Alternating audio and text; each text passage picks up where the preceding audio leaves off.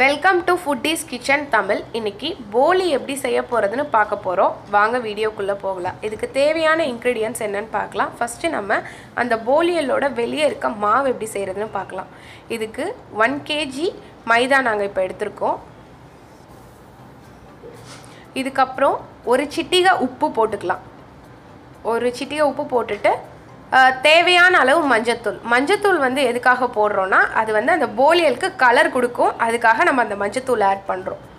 இப்போது இது ஒரு சைடு வந்து 2 ஸ்பூன் எண்ணெய் ஊற்றி ஸ்டார்டிங்கில் 2 ஸ்பூன் எண்ணெய் ஊற்றி நல்லா பிசைஞ்சிக்கலாம். பிசைஞ்சிட்டு தண்ணி கொஞ்சம் கொஞ்சமாக ஊற்றுங்க. அதிகமாக ஊற்றணுன்னு அவசியம் இல்லை. இது பூரி மாவு பதத்துக்கு நீங்கள் எப்படி பிசைவீங்களோ அதே மாதிரியே பிசைங்க. அவ்வளோதான். இப்போது மாவு பிசைஞ்சாச்சு. எண்ணெயை வந்து இப்போது நல்லா நிறைய எண்ணெய் ஊற்றணும். அப்போ தான் போலியல் வந்து சாஃப்டாக இருக்கும். நல்ல எண்ணெய் ஊற்றி நல்லா பிசைஞ்சுக்கோங்க. பிசைஞ்சிட்டு இது அட்லீஸ்ட் 3 hours ஆகுது மினிமம் ஊறணும். ஊறினா தான் போலியல் சாஃப்டாக இருக்கும், இல்லைன்னா கொஞ்சம் ஹார்டாக தான் இருக்கும். நல்லா பிசைஞ்சு எண்ணெய் ஊற்றி பிசைஞ்சதுக்கப்புறம் கொஞ்சம் எண்ணெய் ஊற்றி அந்த சட்டிலே ஊற வைக்கணும். புரோட்டாக்கெலாம் எப்படி ஊறப்பாங்க பார்த்துருப்பீங்களா, அந்த மாதிரி.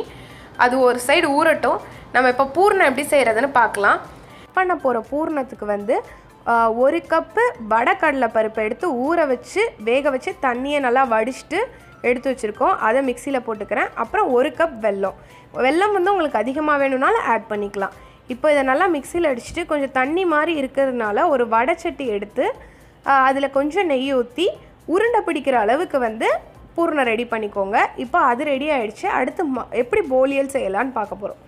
இப்போது மாவை நல்லா ஒரு 3 hours நான் ஊற வச்சுட்டேன். இப்போ மாவு நல்லா ஊறிடுச்சு, சாஃப்டாக இருக்குது. இதை எப்படி ரெடி பண்ண போகிறோன்னு பார்க்கலாம். இந்த மாவை உருண்டையை எடுத்து கையிலையே, இதுக்கு பூரிக்கட்டை இதெல்லாம் தேவையில்லை, வெறும் கையிலையே நல்லா அமுத்தி விடுங்க. ஒரு இலை போட்டும் அமுத்தலாம், இல்லை இந்த மாதிரி சப்பாத்தி ப்ரெஸ் பண்ணுறதை எடுத்து கையிலையே அமுத்தலாம். இப்படியே அமுத்தியே மாவை வந்து ரவுண்ட் ஷேப்புக்கு பெருசாக எடுத்துகிட்டு வந்து இப்போ நம்ம பூர்ணம் பண்ணியிருக்கிறத உள்ளே வச்சு ஸ்டஃப் பண்ண போகிறோம்.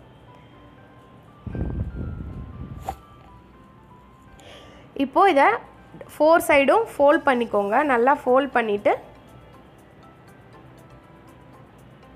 இப்போ இது திரும்ப உருண்டை மாதிரி இருக்கா, இதையும் அதுக்கு மேலேயே வச்சு ரொம்ப அமுத்தி ப்ரெஸ் பண்ணிடக்கூடாது.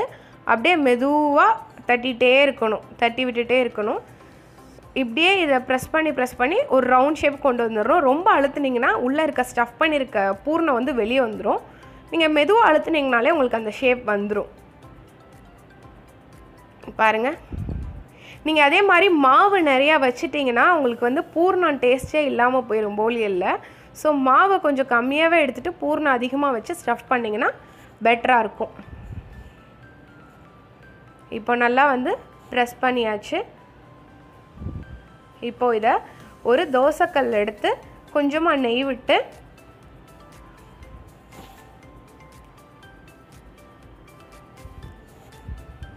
நம்ம வந்து தட்டி வச்சுருக்க போலியல் எடுத்து போட்டுடலாம். போட்டுட்டு இங்கே ஹையில் வச்சிடக்கூடாது, கொஞ்சம் மீடியம் ஃப்ளேமில் வச்சுக்கணும். ஏன்னா வெல்லம் உள்ளே போட்டிருக்கறனால கருப்பாயிடும். ஸோ மீடியம் ஃப்ளேமில் வச்சு கொஞ்சம் வேகிறதுக்கு டைம் எடுக்கும், இருந்தாலும் பரவாயில்லன்னு விட்டுருங்க. 2 பக்கமும் திருப்பி போடுங்க. கருக மட்டும் விட்டுறாதீங்க.